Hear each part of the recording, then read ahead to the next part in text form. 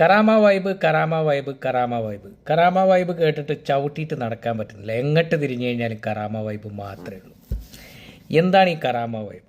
കറാമ ദുബായിലൊരു സ്ഥലത്ത്, കറാമ എന്ന് പറയുന്ന സ്ഥലത്ത് കുറേ പരിപാടികൾ, ഡാൻസുകളും ഒക്കെ നടത്തി ആൾക്കാർ കൂത്താടുന്നു. അതിനെയാണ് കറാമ വൈബ് എന്ന് ഇപ്പം പറയുന്നത്. അപ്പോൾ കുറേ ആൾക്കാർ പറയുന്നുണ്ട് റമളാൻ മാസമല്ലേ, ഇത് കാണിക്കാൻ പാടുണ്ടോ, മോശമാണ് എന്നൊക്കെ പറയുന്നു. കുറേ ആൾക്കാർ അതിനെ എതിർത്ത് സംസാരിക്കുന്നുണ്ട്.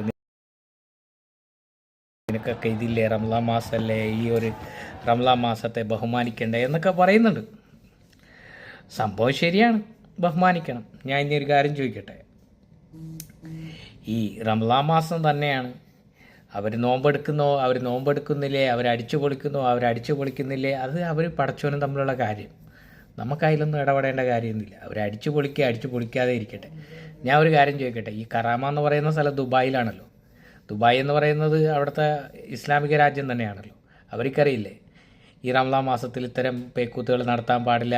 അവിടെ എന്തായാലും ബലദിയ, അതായത് മുനിസിപ്പാലിറ്റിയൊക്കെ അനുമതി കൊടുത്തിട്ടാണല്ലോ അവിടെ ഇത്തരം ഒരു പരിപാടികളും കാര്യങ്ങളൊക്കെ നടത്തുന്നത്.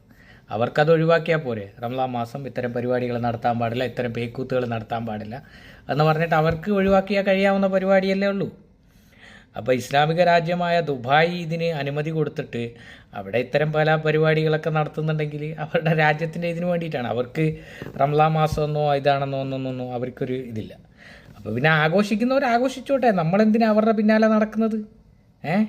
അവർ നോമ്പെടുക്കുന്നില്ലേ, അവർ അടിച്ചു പൊളിക്കുന്നില്ലേ, ഈ റമളാൻ മാസമാണോ എന്നുള്ളത് നമ്മൾ നോക്കണ്ട. അവരും മുകളിലിരിക്കുന്ന ആളും തമ്മിൽ നോക്കിക്കോളും. നമ്മുടേതായ കാര്യങ്ങൾ നോക്കി പോവുക. നമ്മൾ നോമ്പെടുക്കുന്നുണ്ടോ, നിസ്കരിക്കുന്നുണ്ടോ, ഈ മാസത്തെ ബഹുമാനിക്കുന്നുണ്ടോ? കറക്റ്റ്, നമ്മുടെ കാര്യം അത്രയേ ഉള്ളൂ. ബാക്കി എന്തെങ്കിലും അയക്കേണ്ടി പോട്ടെ. കല്ലി വല്ലി.